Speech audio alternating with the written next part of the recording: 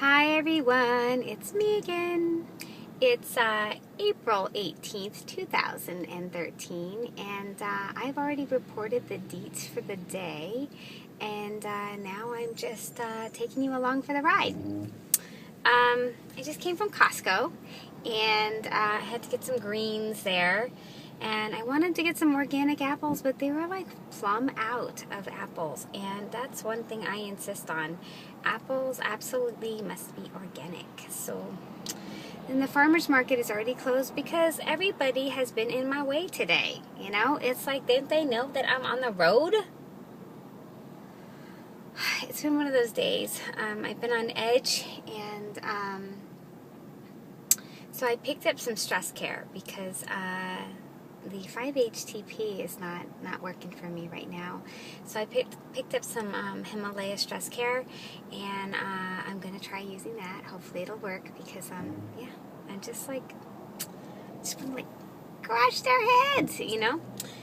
Tom's here, and I'm sure that's not helping, but I'm not up on the scales. That's nice. So it's like almost 7 o'clock, and now I have to go forage for organic apples. Yeah, I don't want to go to Whole Foods. I don't want to go to Whole Foods. I really don't want to go to Whole Foods. I'm going to try Winn-Dixie. But the chances of them having organic are pretty slim. This, usually when they have them, they're pretty funky looking. So I don't know, I might have to go to Whole Foods. Anyways, that's eggs in the back. You can hear them crunching all over the place. I have no room in my trunk. So I went to the post office, and I got there like 3 minutes before they were going to close, and so shipping out a care package, and I had to pack right there.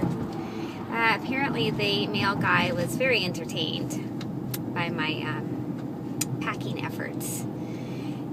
With my Hello Kitty tape and all that stuff, yeah. So he asked me, didn't I bring scissors too, or a knife for the tape? Like, actually, yeah, he said knife. He's like, because I had all these things. He's like, what do you got? A knife in there too? And I said no, but I do have some apples. I had like dried apples, like those little dried crunchy apples, which by the way I'd like to eat, but I guess I left them in the trunk of the car. So, I'm off to find some organic apples, and then I need to find a toy because I'm babysitting tomorrow all day. Yeah, starting at like 7 o'clock in the morning. Mm-hmm. Yep. And he's gonna go with me. He's gonna work with me for the day. He's gonna be my sidekick. Booster seat and all. Yeah. That ought to be interesting. So I don't know. What do you get a 4-year-old to play with? It's like, yeah, I don't know. Is hanging out with me enough, or, you know? I think like last time I got him that Mater and like the McQueen whatever thing, and Pez. I got him a Pez dispenser. Yeah, lovely. I'm not going to do that because I don't want to find Pez like down in the depths of the hoopty. We already know how that went. I don't want a 4-year-old screaming at me to find a Pez in the floorboards of the hoopty. So that's off the list for sure. Oh, there's a baby's RS, but he's not a baby. He's 4. 4 is not really a baby. Well, maybe he can play with like a spatula or something. Or like, I don't know, I could give, like, he can play with a scale, right? Like a food scale? Yeah?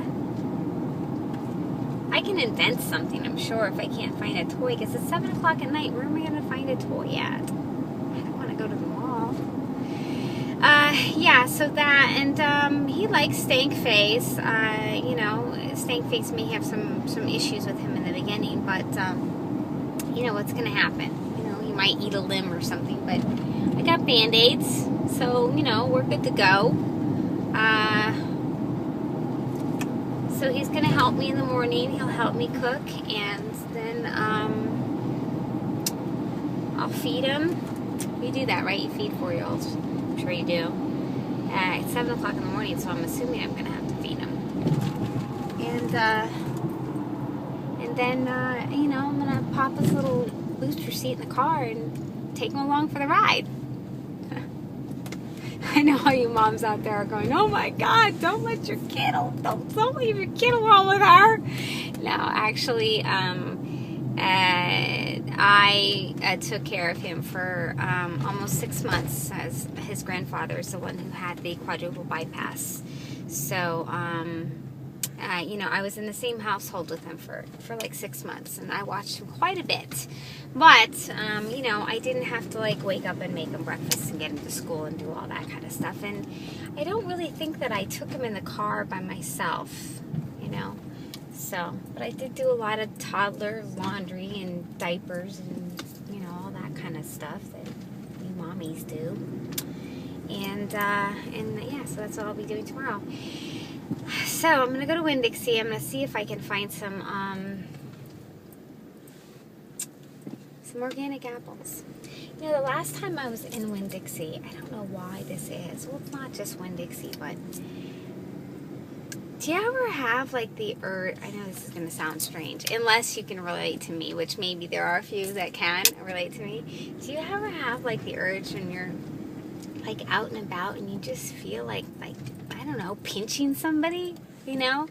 Like, not because they're cute, or maybe not even like, yeah, like just like walking by and pinching somebody. You ever have that urge? I haven't done it yet, but like part of me wants to. And I feel like I really have to restrain myself. I did actually, I was in Starbucks like a week ago, and there was a girl in front of me waiting for her coffee, and you know, she just like had a really great butt. So I went out of my way to tell her, you know, you have a great butt. And I don't have a butt fetish. Like, I don't mean like necessarily pinching somebody in the butt. I like sometimes I'll be standing behind somebody and they have like a really great pair of earlobes and I just want to touch it. I know, I don't like people, and here I am talking about fondling strangers. But I remember the last time I was in this Winn-Dixie, I was really fighting that urge, and so now it's like all coming back to me. Yeah, so I'm going to run in here and look for some organic apples, and if you guys haven't already thought that I was nuts, now I'm sure you do. Oh well, unfiltered me, pushing up.